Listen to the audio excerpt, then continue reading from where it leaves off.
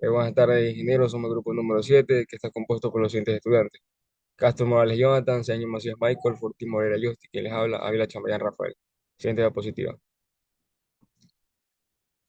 Bueno, aquí tenemos como quiera lo que es la tabla de contenido de lo que los diferentes temas. Siguiente diapositiva. Bueno, de manera introductoria, lo que es el tema en sí, la transformada de la place. Bueno, de manera de tema de la definición, podemos decir que este tema es básicamente como un método donde podemos mencionar varias técnicas para resolver ecuaciones diferenciales con condiciones iniciales y donde se usa comúnmente para resolver problemas de sistemas y circuitos eléctricos. Básicamente, Pierre Laplace fue un astrónomo físico de origen francés, por eso se conoce el nombre, las transformadas de Laplace.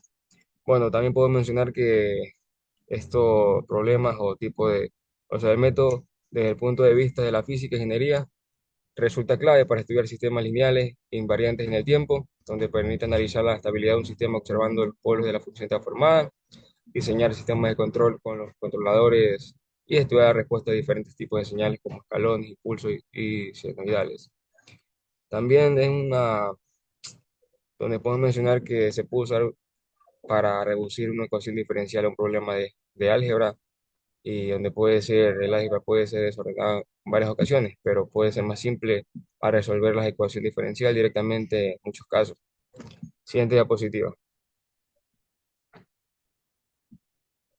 Ya tenemos básicamente aquí lo que son características fundamentales, donde es un método operacional que puede usarse para resolver ecuaciones diferenciales lineales. También las funciones senoidales amortiguadas y exponenciales se pueden convertir en funciones algebraicas lineales en la variable s. Sirve para reemplazar operaciones como derivadas e integración por operaciones algebraicas en el plano complejo de la variable S. Y además permite utilizar gráficas para predecir el funcionamiento de un sistema sin necesidad de resolver el sistema de ecuaciones diferenciales correspondientes. Bueno, eso era todo de mi parte. Si como siguiente tema, mi compañero siga con la exposición. Muchas gracias. Propiedades y teoremas. Aquí observarán las principales propiedades de la transformada de Laplace y también los teoremas que serán más importantes, que yo les explicaré paso a paso. Bueno, el primero de ellos es linealidad. Este nos dice que si tenemos dos funciones, la transformada se suma a la suma de su transformada. Es decir, como que separamos y trabajamos por partes.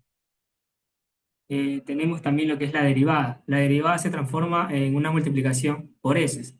Esto nos servirá para resolver ecuaciones que serán diferenciales de una manera más fácil. Tenemos también las integrales, que la integral se convierte en una división por s y esta nos ayudará a convertir integrales en expresiones algebraicas.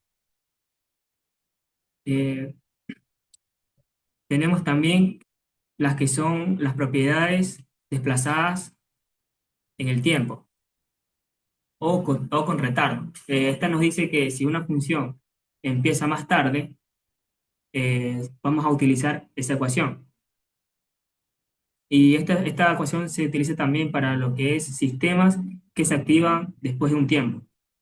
Y también tenemos multiplicaciones por Tn. Estas nos sirven para multiplicar una función por tiempo t y la transformada se deriva. Y esta función nos puede ayudar en tratar con funciones que crecen con el tiempo. Ahora continuando con los teoremas. Como mencioné, bueno, en la imagen decía que había dos teoremas que serán los más importantes. Entre ellos tenemos el teorema de valor inicial, el cual nos permite encontrar el valor de una función al inicio sin hacer la transformada inversa. Y tenemos el teorema de valor final, que nos dice que el valor al que tiende una función al final tiende a ser cero, perdón, infinito. La función de t tiende a ser infinito. Y esto lo podemos aplicar si la función tiene un valor que es definido finalmente. Bueno, básicamente estas ecuaciones las podremos utilizar para resolver más que nada derivadas e integrales y transformarlas en ecuaciones algebraicas. Aquí tenemos un ejemplo. Imaginemos que tenemos una ecuación, como dije, diferencial, que representa el comportamiento de un sistema físico. como nos dice, la segunda derivada de la salida más tres veces de la derivada de la primera, más el doble del valor de la salida, va a ser igual a una entrada. ¿Qué notación matemática quedaría ahí, como lo están viendo ustedes?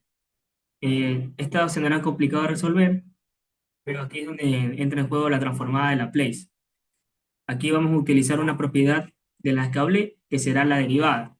Y esta la podemos transformar en una ecuación diferencial, que será mucho más sencilla de manejar.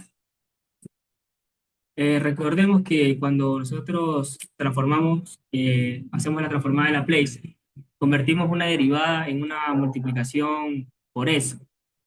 Así, entonces la primera derivada se transforma en s por ys, y la segunda derivada en s al cuadrado por ys, considerando condiciones iniciales, que en este caso se mencionaron que eran cero. Entonces la ecuación nos quedaría expresada de esa forma. Y ahí simplemente lo que tenemos que aplicar es factor común. Aquí aplicamos factor común y una vez que aplicamos el factor común, despejamos el valor que queremos encontrar, en este caso el valor de ys, que nos quedaría que es 1 sobre s, que esto multiplica a s al cuadrado más 3s más 2, que si nos damos cuenta son valores que tenemos ya en la ecuación del ejemplo, en la ecuación diferencial del ejemplo. Inversión de la transformada de Laplace. La inversión de la transformada de Laplace es un proceso fundamental en ingeniería y matemáticas aplicadas. Su propósito es recuperar una función en el dominio de tiempo a partir de la representación en el dominio de frecuencia compleja. Este proceso es esencial cuando tratamos sistemas dinámicos modelados por ecuaciones diferenciales.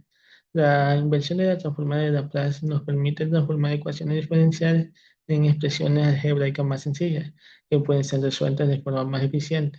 Es especialmente útil en el análisis de sistemas de control en fracciones parciales. Este método descompone una función racional en una suma de fracciones más simple, facilitando la inversión. Los principales pasos del método son: 1. Verificar que el grado del numerador sea menor que el denominador. Si no lo es, se realiza una división algebraica. 2. Se factoriza el denominador en raíces reales o complejas o simples. Luego se plantea la expansión en fracciones parciales según el tipo de raíces, de las cuales tenemos tres tipos de raíces, las cuales son las reales simples, que en la base del denominador la expresión esté elevada a 1. Y las raíces múltiples, la cual la base del denominador esté elevada a otro número diferente a cero. Y están las raíces complejas, que en las raíces complejas se usan en función de seno y coseno. Aquí tenemos un ejemplo de raíz simple, en donde primero tenemos que descomponer las fracciones parciales, como lo podemos ver a continuación, que se está dividiendo en A sobre S más 2 más B sobre S más 5. ¿Por qué utilizamos A y B? Porque son contactos que necesitamos determinar. Son desconocidas inicialmente y el objetivo en sí es encontrarlas. Y después se multiplica toda la ecuación a la base, que en este caso al multiplicarla se simplifica aquí, se simplifica el S2 y nos queda de la siguiente manera. Luego, después de esto, tenemos que sustituir los valores de S para poder buscar los valores de A o B. En este caso, para encontrar B, sustituimos S al menos 5 para poder simplificar esta parte. Nos queda en sí b va a ser igual a menos 1. Y sustituimos para el otro coeficiente que nos queda igual a igual a 1. Y en sí la ecuación ya resuelta nos quedaría de la siguiente manera. Siguiendo con lo que es la parte del ejemplo, tenemos el siguiente enunciado. En una planta embotelladora de productos alimenticios se requiere controlar el desplazamiento de un pistón que acciona una válvula de apertura en una línea de llenado de líquidos. La operación de esta válvula debe ser sensible a variaciones pequeñas de la señal y operar de forma suave. sin importar la posible presencia de partículas en el fluido hidráulico debido al entorno de trabajo. Entonces, para ello se implementa el controlador hidráulico de tubos a chorro. El sistema debe garantizar que los movimientos bruscos al recibir la señal de entrada debe ser proporcional al error de la posición deseada. Este pistón de potencia debe actuar de forma progresiva, evitando los cambios que puedan producir inestabilidad en el sistema de llenado o de desperdicio de producto.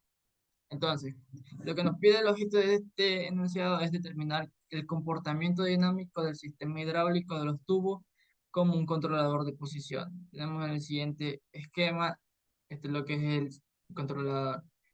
Entonces, donde X vendría a ser el desplazamiento de la tobera desde la posición neutra, YT sobre el desplazamiento del pistón de la potencia, Q que vendría a ser el caudal que entra al cilindro del pistón y A que es la área del émbolo del pistón. Entonces, tenemos la siguiente ecuación, que es el caudal que llega al cilindro es proporcional al desplazamiento de la tobera. En este caso, K1 viene a representar esa constante de proporcionalidad y X el desplazamiento horizontal. Por conservación de masa y suponiendo que este fluido es incomprensible, que en este caso viene a ser aceite, tenemos que el caudal va a ser igual a área por el diferencial Y sobre el diferencial T. Entonces, como ya tenemos estas dos ecuaciones, podemos igualarlas, cambiando las variables. En este caso vendría a ser la constante por el desplazamiento X, va a ser igual a A por el diferencial Y, diferencial T, y ordenando, pasando del el área hacia el otro lado, a dividir por la constante. Entonces, ya tenemos la ecuación. Si aplicamos la transforma de Laplace, tenemos en cuenta que los diferenciales van a ser igual a S por Y. Y la variable xt vendría a ser igual a xs. Si restringimos cambiando estos valores, tendríamos igual que va a ser sy entre s va a ser igual a la constante por área por xs, donde k vendría a ser ahora la nueva variable, que vendría a ser igual a la constante de proporcionalidad sobre el área del émbolo. Y tenemos como ecuación final que y sobre x va a ser igual a k sobre s. Ahora podemos aplicar lo que es la inversa de Laplace. Pero en este caso tenemos que hacer un pequeño paso. Lo que nos pide el ejercicio es determinar la posición vertical del movimiento del pistón, no la posición horizontal que vendría a ser x. En este caso despejamos que y s va a ser igual a k sobre s por xs. En este caso, xs lo vamos a representar como un escalón unitario que viene a ser 1 sobre s. Y a partir de esto solo tenemos que multiplicar y nos daría la siguiente expresión, que vendría a ser k sobre s al cuadrado. Y ahora, a partir de esto, ahora sí podemos aplicar lo que es la inversa, reconociendo sus formas. En este caso, 1 sobre s al cuadrado vendría a representar lo que se conoce como rampa unitaria.